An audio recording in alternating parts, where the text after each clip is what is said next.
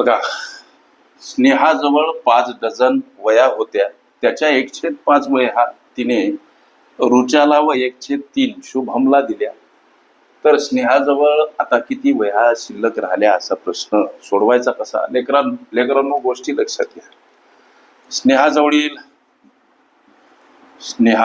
वह्या, स्नेहाजवळ असलेल्या वह्या किती बाबा? 5 डझन. आता एका डझनामध्ये एक गोष्ट लक्षात घ्या, या काही गोष्टी पाठच करून टाका. 1 डझन म्हणजे 12 वस्तू किंवा नग. तिच्याकडे असलेल्या वस्तू किती येतात? 5 डझन. 1 डझन म्हणजे 12 नग, 12 पंच 60 वह्या आहेत या स्नेहाकडं. हिनं वाटप कसा केला? हिचा वाटप लक्षात घ्या, सगळं सोपं असते, थोडस लक्ष घाला, ओतीव. आता या स्नेहानं ह्या वह्या कोणाकोणाला दिल्या? हो, गोष्टी लक्षात घ्या. स्नेहानं ह्या वह्या कोणाकोणाला दिल्या? स्नेहानं वह्या कोणाकोणाला दिल्या? सर, रुचाला दिल्या. स्नेहानं वह्या दिल्या रुचाला. आणि दुसरी गोष्ट शुभमला. कशा दिल्या? या संबंधीचं वर्णन. स्नेहाजवळ 5 डझन वह्या होत्या, त्याच्या 1/5 वह्या रुचाला. म्हणजे रुचाला किती वह्या भेटल्या? तर 60 वह्याच्या 1/5 रुचाला.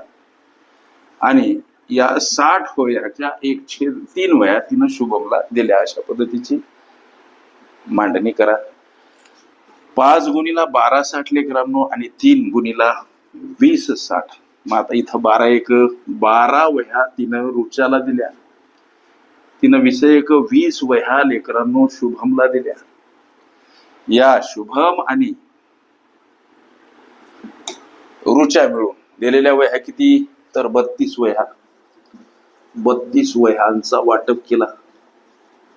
32 वह्यांचा तिनं काय केला? हो, वाटप केला. प्रश्न, तिच्याकडे असलेल्या शिल्लक वह्या, प्रश्नाच्या उत्तराकडे पावलं वळती करत असताना तिच्याकडे असलेल्या पूर्वीच्या वह्या एकूण 5 डझन म्हणजे 60 वह्या तिनं रुचा आणि शुभम यांच्यामध्ये वाटलेल्या वह्या 32. ही जेव्हा तुम्ही वजाबाकी कराल तेव्हा 28 वह्या हे तुमच्या या विचारल्या प्रश्नाचं उत्तर सापडते.